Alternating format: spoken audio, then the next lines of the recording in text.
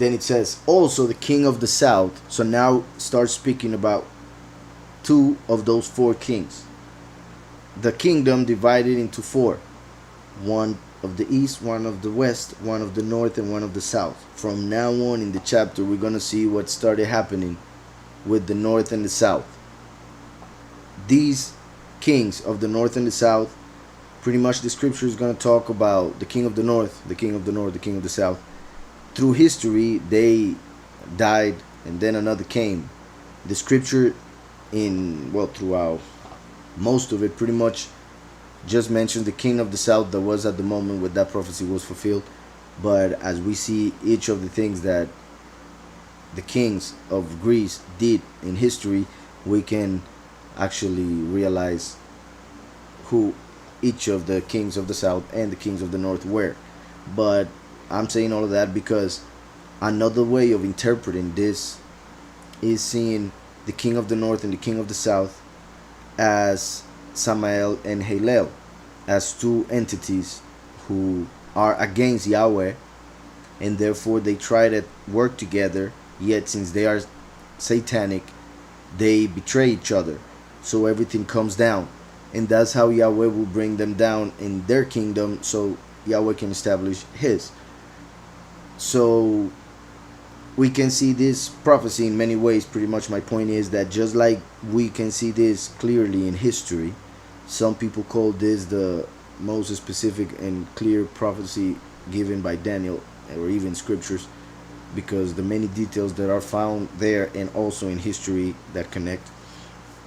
We can also see this prophecy or this revelation as what would happen with those two entities, Samael and Hillel, how they would work and how they would use the church to in the negotiation that they would do and then betray. So just keep that in mind. The king of the south was Ptolemy, and Seleucus was the one who became the king of the north. So yeah, the kings of the north that appear in this chapter are the ones that came pretty much after Seleucus, their successors, and those of the south, those who came from Ptolemy, the successors of Ptolemy, and they ruled from Egypt on the south of the set apart land, or Israel.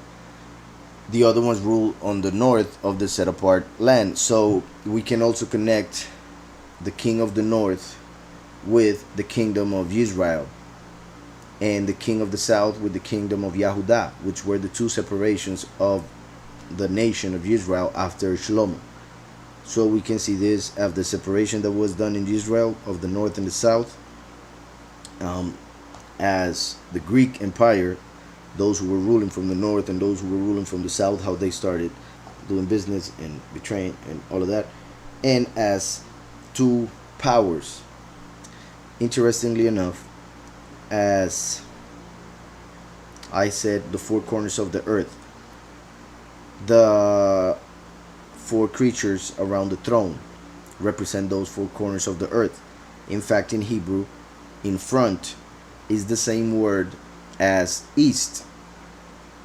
Back is the same word as there are several words, there are synonyms for it, but in this case that I am mentioning, directions, in the front is the same as east. So if you want to say you go east, you could say you go front.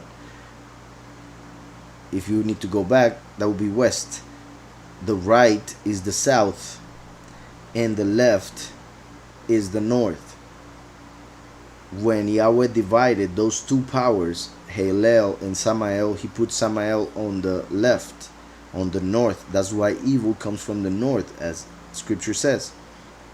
So Samael would be the one being represented by the king of the north, while the king of the south would be represented by Hillel, who was put on the right. Hope that's clear.